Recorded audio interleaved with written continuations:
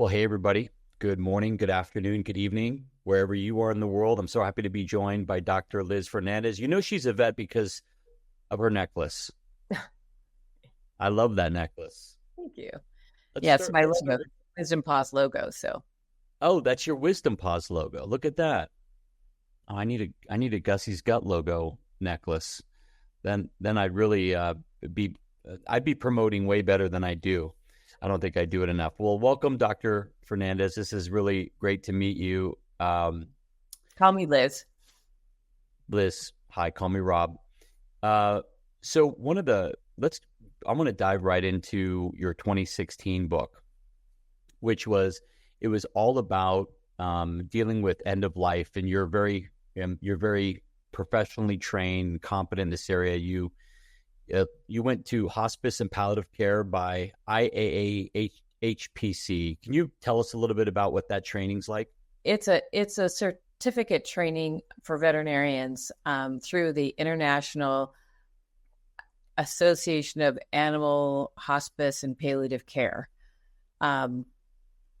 organization, and it's just there's also a certification through the Chi University, which I've also gone through. Yeah. And both of them are just to kind of heighten the understanding of what end of life care looks like and ways, best practices for veterinarians. Right. Okay, so let's start there. So you've got those two certificates. Those are considered certificates, right? Yeah. Okay, great. Yeah. Certifications on top of your veterinary medical degree. So what's the goal of this training? What's the goal for in your view? The goal is to make this process of end of life care for our pets honor both the pet and the pet parents, and guide people in a way that supports them and doesn't dictate to them that this is right or this is wrong, but helps to find ways to work with each individual.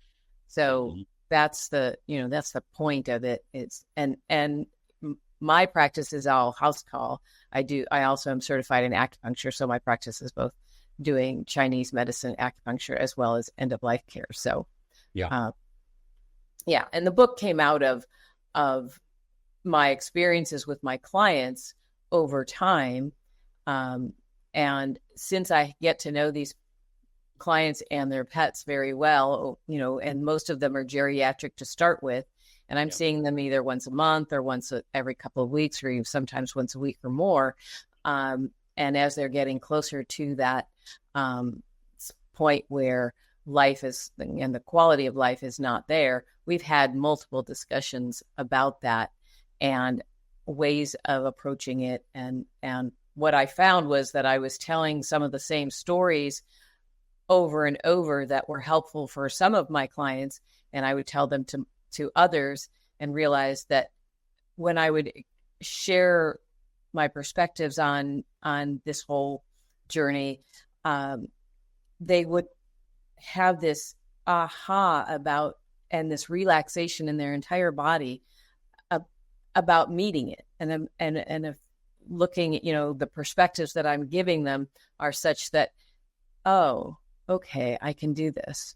And so what I realized was that I wanted to be able to share the same information with more people. And so that's where the book concept came from. And it's basically stories of different situations that with real clients and their pets, and how we navigated that. And, a lot of times I was the benefactor of the learning as much as me sharing things with the client. So, yeah. Yes. Your book's title is Sacred Gifts of a Short Life, Uncovering the Wisdom of Our Pets' End of Life Journeys.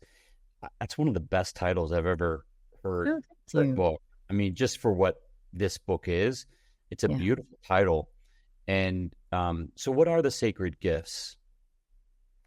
Well, part of it is just their short life. It gives us an opportunity to have to face that truth that we all are aware of, that we're all going to die. And how are we going to make that the best journey possible? And, you know, a lot of times it's how they face it. The dogs or the pets, you know, dogs and cats are the two species that I work with mostly.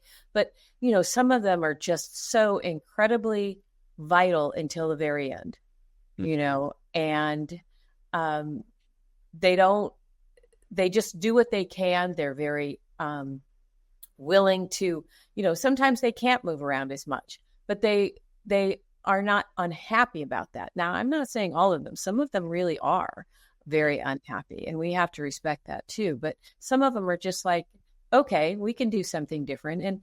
And what I find is the clients that can meet their pets where they are and still find loving and fun things for them to do, or ways to do things that, you know, that they love to do, that's the key. And so the gift for the client or the pet parent is that they get to enjoy and create a lot more memories with a lot more intention. Hey there, this is Rob Ryan. I just want to say how much we enjoy making this content for you here. And if you are enjoying it, would you like our video down below? And would you subscribe to our YouTube channel? It sure does help us get discovered by more people like you who need information like this. And also down below in our description, the top link is to our trial pack. We hope you'll order one for your dog so your dog can have fermented superfoods that give them nutrition like they can't find anywhere else. Hard to get nutrients that are easily absorbed. Thank you very much. Now back to the show. You know, it's funny, like I didn't even expect this to happen. I'm starting to get choked up just talking about this subject. But it's been like I try not to count, and I don't mark the anniversary of my dog's death. I just mark their birthday. So I try not to remember how long it's been, but yeah, there's, you know, you do a lot of really special things with them when they're older. Yeah. It is a gift. Yeah. Yeah. So well, go ahead. Oh no, you go ahead. Well, I was, actually, I forgot what I was going to say. I'm sorry. Okay. Well, that's okay. That's okay. I'm going to change my subject. So hopefully I'll snap out of this. What I am fascinated by is, you know, when you have your first dog and they get older and you see the changes in them, you just realize like how valuable time is, which I think is another way of saying what you've said. But because if you believe in the, you know, the rule of 1 year to 7 years, for every human year, it's 7 years, dog years, you know, it's simple math. It's just they're aging 7 times faster than we are. Again, every dog's a little different. Big dogs, little dogs, the way you care for them, the food you feed them.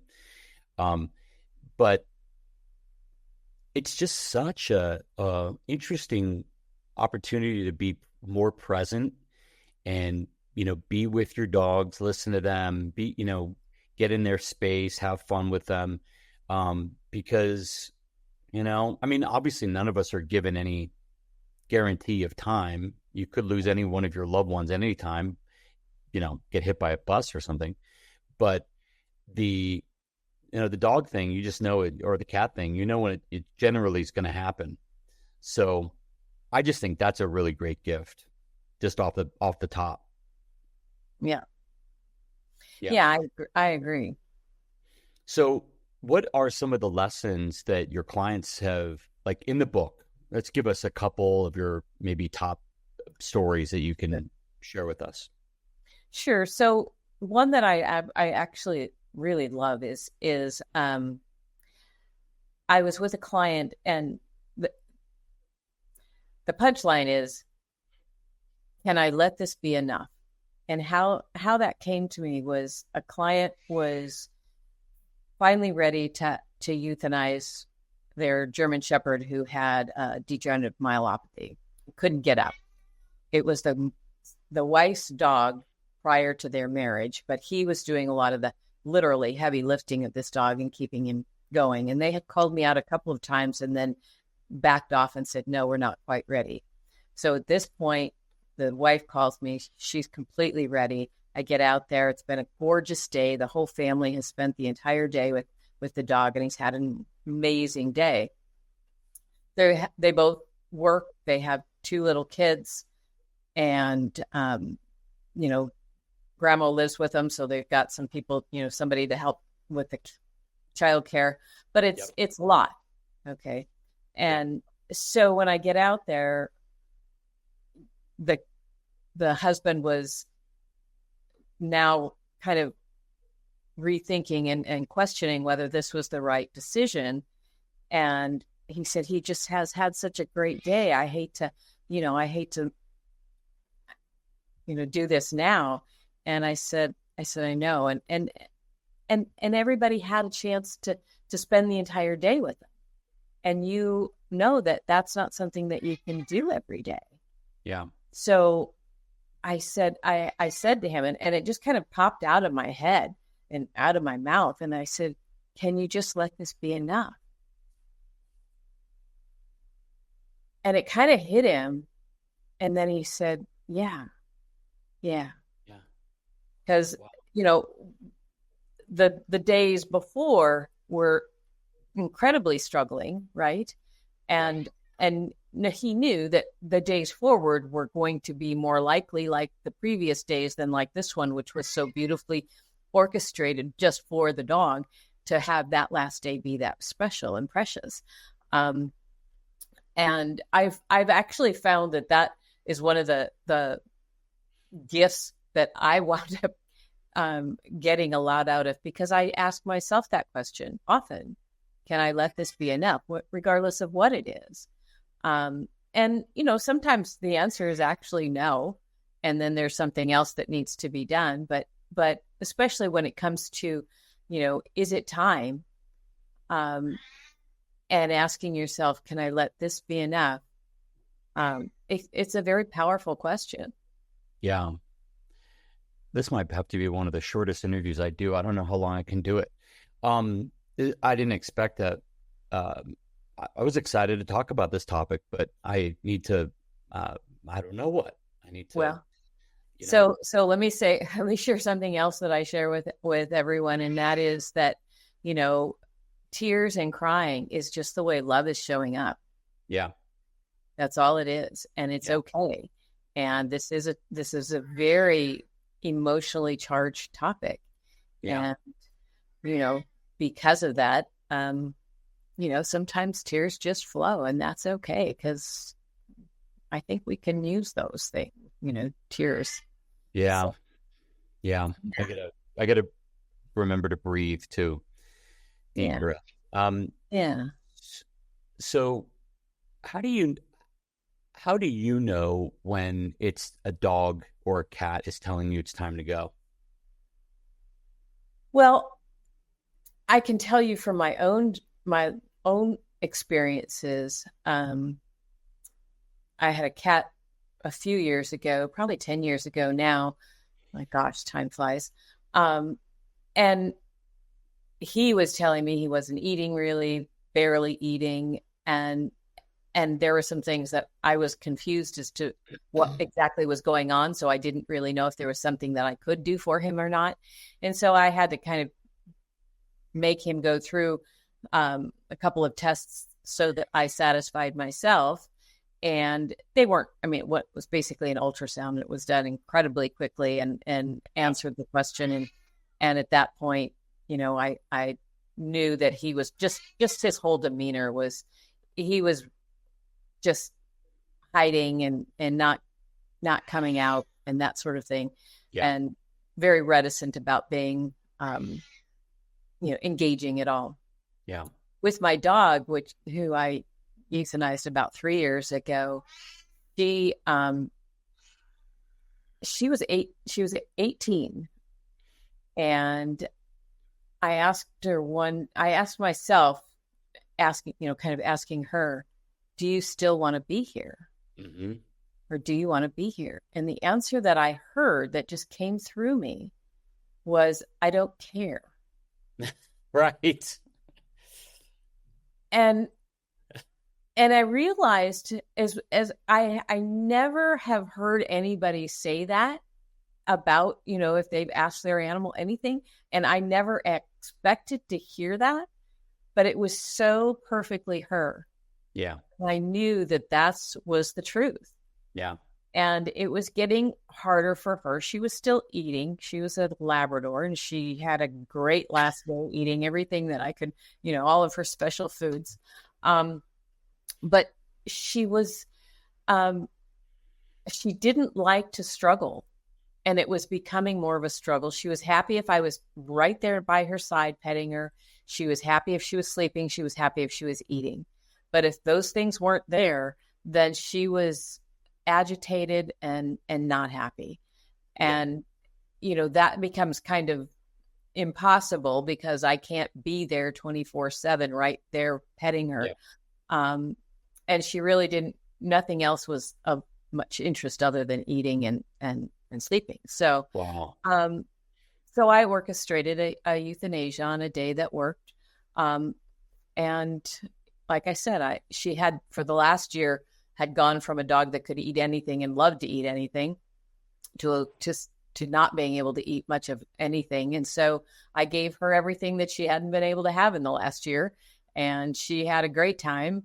And then we went ahead and did it. So, I mean, right. It's very individual, and it comes from not your headspace of when it's, how do I know if it's time? And this is what I try and help clients with and pet parents, so that they know that the answer is there between them because of the bond between them. And if they can get quiet and centered, they can tap into that. Yeah. I believe I've seen that in my life. Yeah. Yeah. So part of the process that I talk about in the book is just getting centered, imagining that it's, and this is the first story in the book. There was just this woman who was trying to really struggling. And I asked her to get into a very meditative state. And she was very familiar with that. And I was just on the phone with her, but I knew she could do this over the phone. And so I said, imagine that you're continuing doing what you're doing right now for the next few days, and what happens in your body. And she tapped into her body, and she immediately, and I could tell by the way she answered and just her voice, it got very tight. And then I asked her to imagine going ahead and euthanizing her dog in the next 24 hours. And she said, my shoulders just relaxed. I could feel it. I could hear it again in her voice, the change in her voice. And I told her, I said, that's your answer. That relaxation in your body is your answer. The book goes into a lot more detail about that, but that's kind of how I encourage people to come to the answer themselves, because that answer that they're getting in their body, again, is not just them. It's also reflective of their bond with their pet. And so it's reflective of what that pet is wanting to. So, wow. I'm going to excuse myself for 4 seconds, grab Kleenex, which I don't keep by me because I don't normally get emotional at these interviews and shows. Be right back.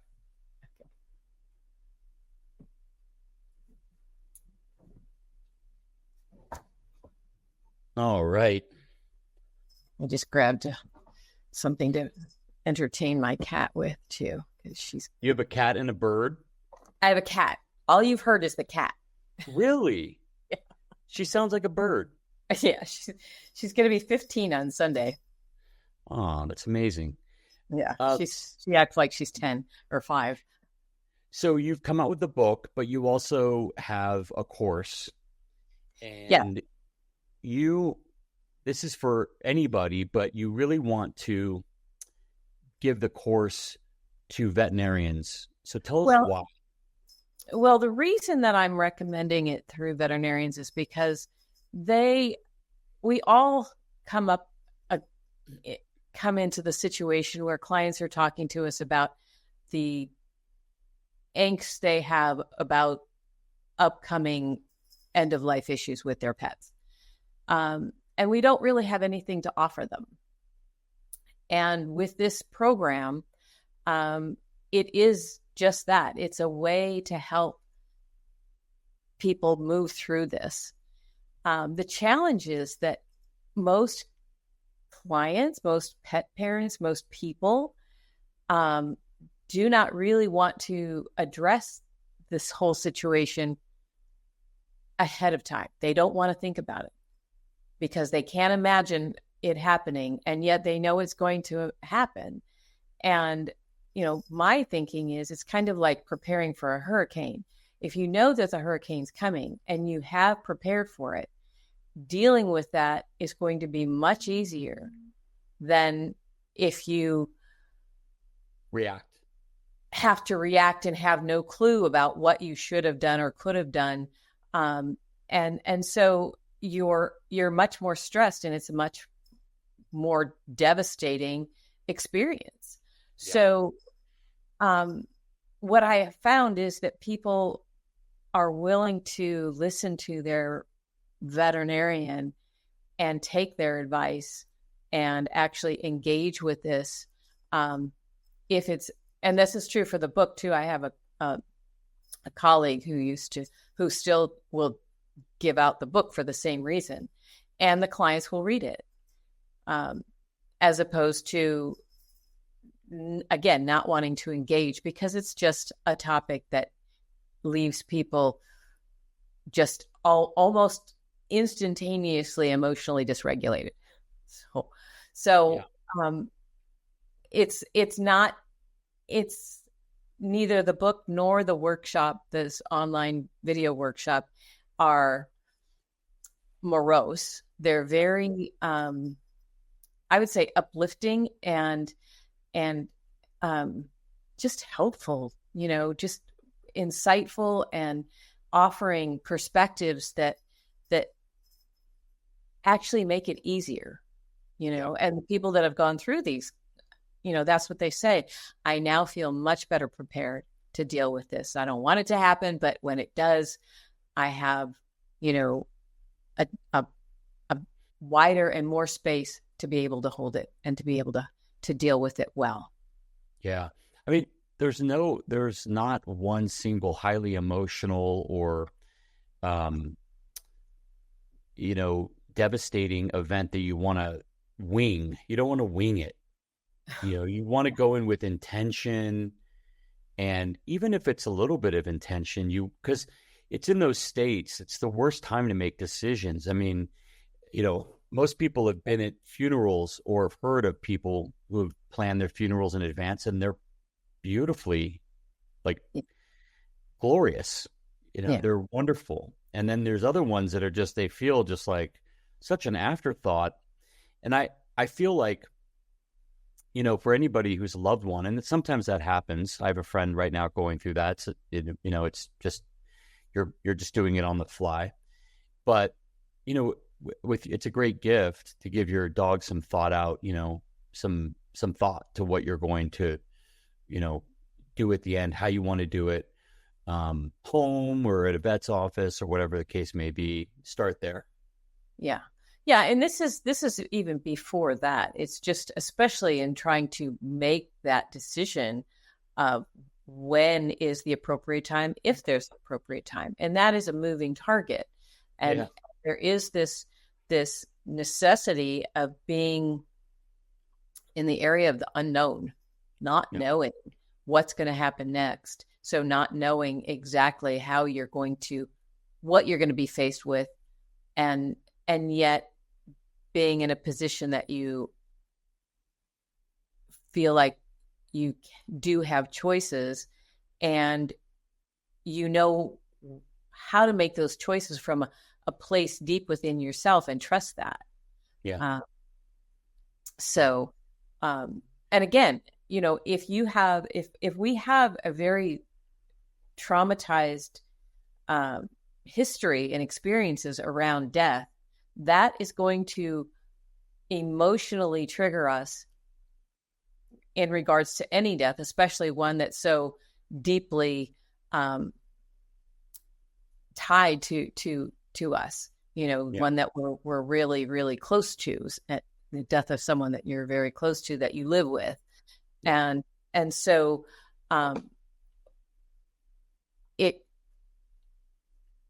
when you're emotionally triggered, you're not able to be present, and so more suffering occurs, and that's what I think we can improve on by recognizing that there's this huge mystery on the other side of death.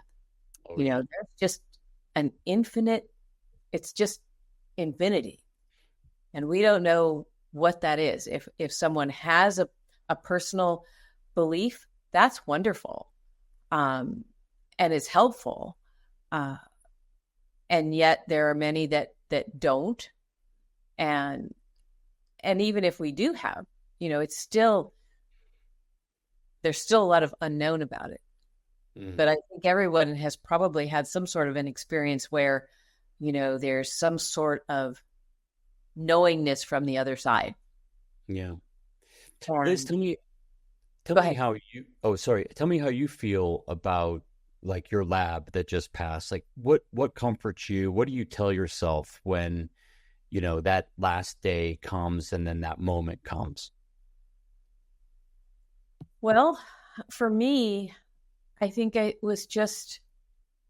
knew that this was,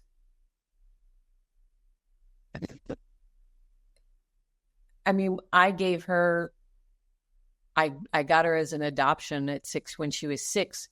So I gave her 12 years of love, and she gave me 12 years of, endless love. And so, it was, in that situation, I could not have asked for anything more. And so I know that even afterward, especially the first year or so, there were so many stories that was like, well, Goldie this and Goldie that, and sharing that with my clients. And every time I would do that, I would just say, she's still here. And I still do that, clearly. But it really resonated that part of her gift was just the stories that she now allows me to tell through her to so many of my clients, in whatever situation, right? So her gifts keep on giving. Nice. And I just am grateful for that. So yeah, the sadness is there, and there is a gratitude and a filling of my heart because of all the experiences, all the memories that I have. Yeah. Amen to all that. I like all three of those. I think gratitude's number one for me. The stories, the memories, number two, and the sadness is third. It's not as bad. I want to get your opinion on this. I know you're not a psychologist, but I did when my dogs pass, I do like a 4-day, I call it what do I call it? I call it the grieving tour. So I do 4 days, 3 or 4 days at their favorite places. I've taken my dogs to a lot of beautiful mountains and things like that. So I go on those hikes and I take these pictures of them with me, and I, think about them a lot, and I try to cry as hard as I can so I can get that grieving in, because otherwise I won't do it. I'll just keep pushing it. I have to really schedule it. And you know what? I love that. That is really powerful. Helped me. Oh, it really helped me, Liz. And yeah, I can move forward. It's not that I move on or away, but right. It's just, I just can't recommend it enough. And the vets that I've told this to, they all tell me that's like Yeah. Yeah. Healthy, Yeah. healthy, good thing. So hopefully that helps people to do that. And with the human, deaths too. I mean, Yeah. folks, give yourself time, get off schedule, get off work, get off your phone. Just dedicate your time to thinking about that person or those pets. Yeah. Yeah. Yeah. And Yeah. I've done that 2 times that, I started doing it two dogs ago, and boy, I can really move. So instead of being sad on the top, as a top emotion, I have Super gratitude. I smile a lot more in my head. Yeah. Yeah. Yeah. Well, Great. this is very, very interesting. So what are, we're not pointing any fingers, but just to illustrate why a vet might need, like we're talking 2 vets right now. What is it vets might be missing, or maybe not getting exactly right for them? What are you doing for them with this book, that in a real world relationship with their clients? Yeah. So with both the workshop and the book, I think that unfortunately we don't have a lot of time to develop relationships with our clients the way it used to be. And I have found that, if we can have first of all, if we can make sure that our clients know that we are there to support them, I think that that's really important, because I hear from a lot of clients that, basically they're come to me when you're ready, but then they don't get the support of how to make that decision. The other thing that I see, unfortunately, is that many veterinarians feel that they do know the right answer, and they're, I would say, somewhat unskillfully suggesting that this or that or the other thing needs to be done, whether it's you need to euthanize or you really, we can do this and this and this, and they're not listening to the client and trying to, push them into one thing or another. And it's a matter of nuance. It's not a matter of, and the other part of that is a level of judgmentalness if the client isn't on board with whatever we're suggesting. And that, I think, falls away if we understand more clearly where that client is coming from. And the only way that we can know that is if we have a deeper relationship with them. And that's what has been such a blessing for me, doing house calls and sitting there and doing acupuncture for 45 minutes with a client and having the ability to see them weekly or monthly and having these conversations that just organically evolve. And so I get to know them quite well. And I understand that that's not an option for most veterinarians. And so it's not, there's no, again, as you said, finger pointing. It's just they don't have a chance, and they see a couple of things and they go, oh, well, and then we start putting people into boxes. And I'm as guilty of that as anyone. I did emergency and general practice for 25 years. So I know exactly what that's like. And I learned a lot from my clients once I started talking to them and getting to know them better. And so it's just trying to help veterinarians and their teams establish a better culture, a more supportive culture for each other, because if they have better end of life experiences with their clients, their emotional health and professional satisfaction is going to be much higher. And their clients are going to be so much more dedicated to them. Yeah. There's nothing like a client who's had wonderful experiences with their, end of life with their pets. There's no more loyal client than that. And, you're not doing it just to keep the client. You're doing it to do the right thing, to do the thing that matters the most. And so if we can have a culture of that within the hospital setting within each hospital, that's where the clients feel highly supported through this, then, everybody benefits. And I know that some of the larger corporate entities, veterinary entities have said that, looking at where their teams are the weakest, this is one of the biggest ones. Oh, wow.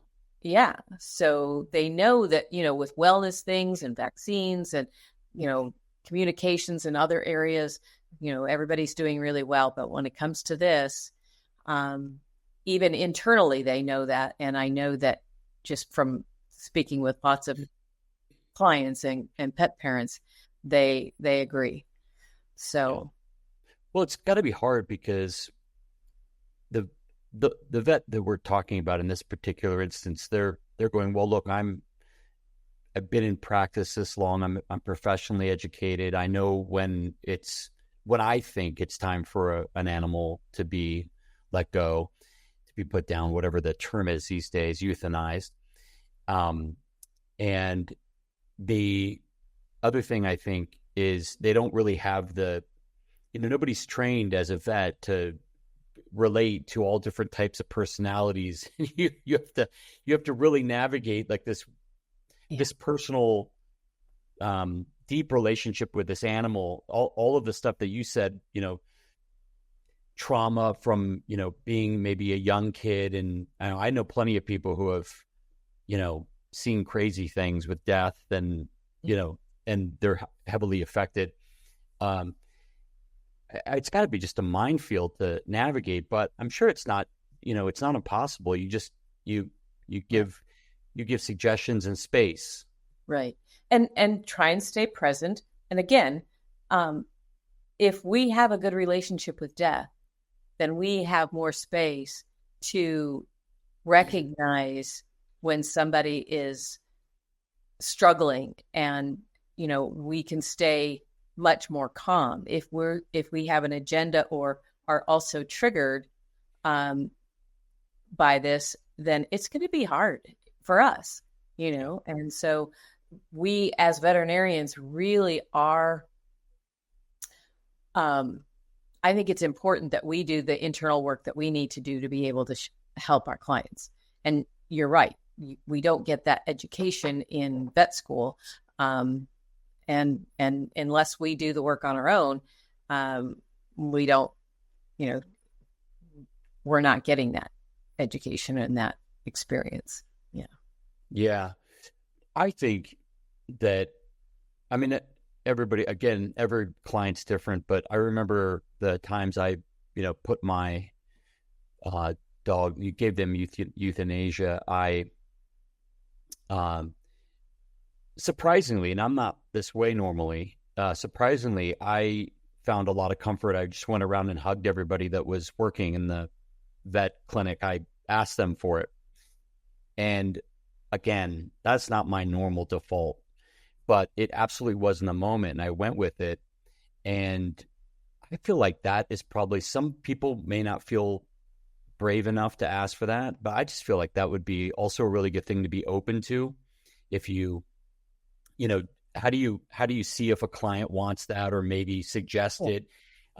Because it's a very lonely experience. Yeah. You let your dog or cat go. I have not found, I'm doing it in their home setting, the setting of their home. I have not found,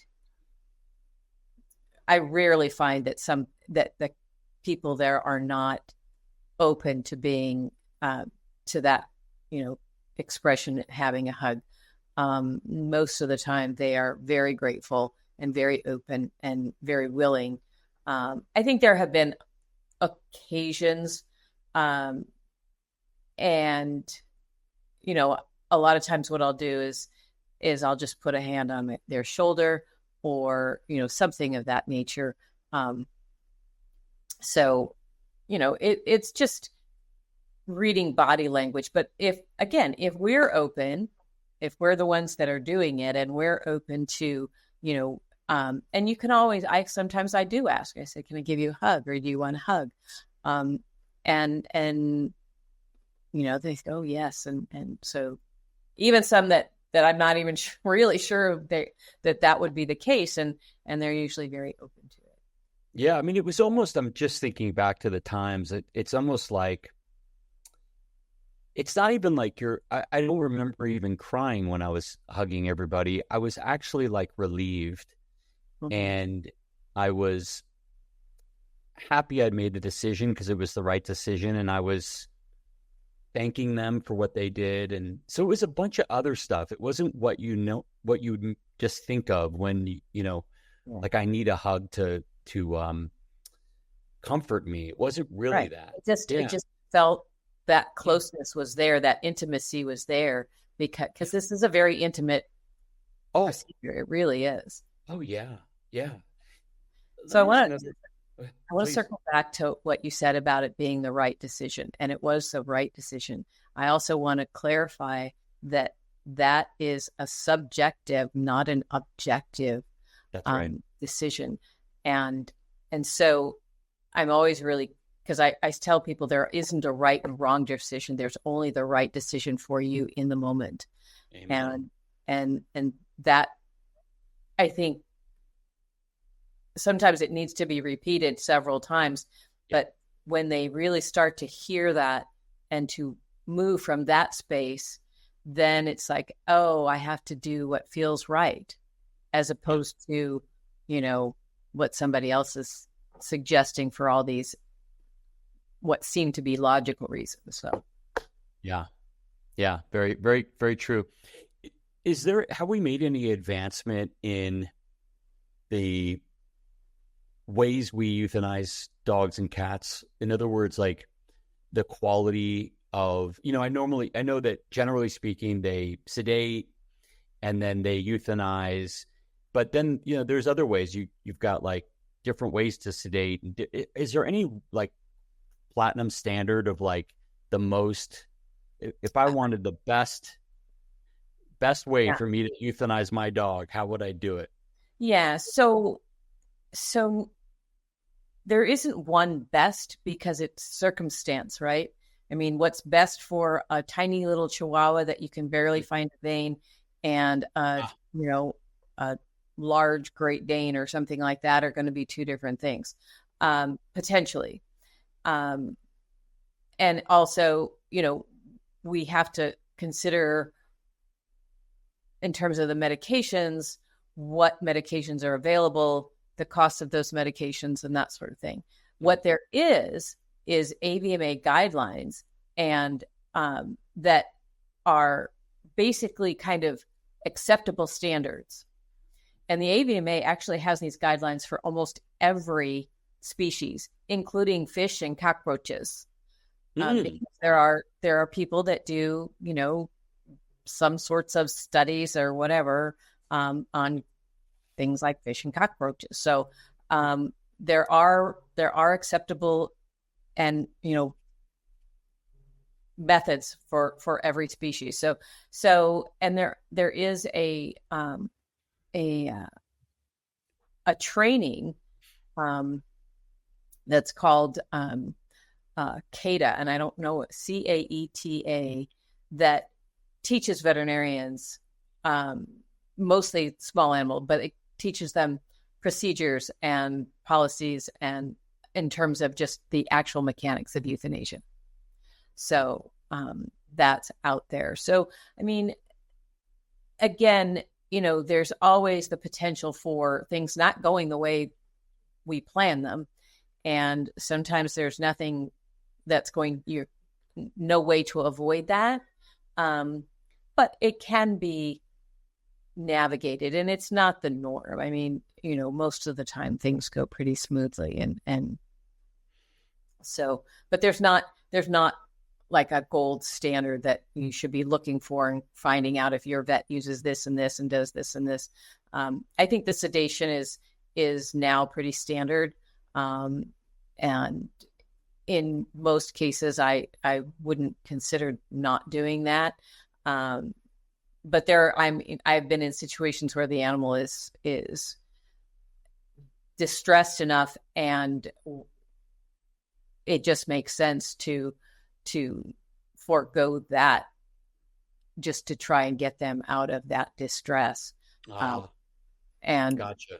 Gotcha. Yeah. The situation that comes to mind is a dog that was actively, violently seizuring that had a brain tumor. So we knew what needed to be done. And it was the sedation. I mean, you had to hit a vein to either sedate or to get the drugs in, rather than waiting for a drug that you give not IV to take effect. And maybe that doesn't happen. So that just to me didn't make sense. So, that's kind of a situation where that was necessary. Yeah. Well, thank you for that, because that's going to give me a lot to think about. Just all the different variety, that all the variables that can come up. So here's my last question. So what gives you comfort? We could do religion, we could get out of it. Doesn't matter. I have no agenda here. What gives you comfort when you think about, letting an animal go? All of your animals, cats, dogs, etc. Is there anything that gives you comfort that you think about that calms you, puts you at peace? When I'm actually the one that's euthanizing, is that what you're asking? Your pets. Yeah. I think acceptance of what of the reality of our temporary form, and knowing that even though the form is no longer there, the energy is. Energy of that, and the memories and everything. And I mean, I had one dog, a black lab, that I had euthanized her, and then I adopted another black lab. And I will tell you that this dog had such similar energy to the first one. Very different dog, but my cat especially, who loved the first dog that I did euthanize, this new dog and my cat just hit it off almost immediately. And it was like just, the same connection. And it was really beautiful. And it was like, well, of course we kind of brought in that same similar energy that was there prior. And that's kind of the way I looked at it. And I think that just knowing that love and energy is still present. It's always present. That doesn't go anywhere. I guess the idea that the love is always there. That's great. Do you think that the other animals in the house should be present when the euthanasia in the home happens? I don't necessarily think that they need to be present during the process, because that process needs to be with the focus on the animal that's being euthanized. And sometimes the friends are not willing to let that happen. But I do absolutely tell people to let the other animals see and have their own experience in the presence of the animal that has passed. Yes. That's beautiful. Well, on that note, we'll leave it there for now. Thank you so much for being with us, Liz, and sharing all this. I mean, this surprised the heck out of me. I've never had a show that rocked me like this before. So, but in a good way. And it was very informative. I hope it inspires people to be more intentional about how, they're so intentional with how they care. I mean, our customers are like so intentional with like dog bowls and feeding and nutrition and care and veterinary care, that it inspires them to be a little bit intentional on how beautiful the end can be too. Yeah. Thank you. Yes. Absolutely. With that, we'll end it there. Thank you very much, Dr. Fernandez. I appreciate it, Liz. And everybody, thanks for watching and sticking with us. Have a great day, everybody. Thank you. All right. Bye-bye.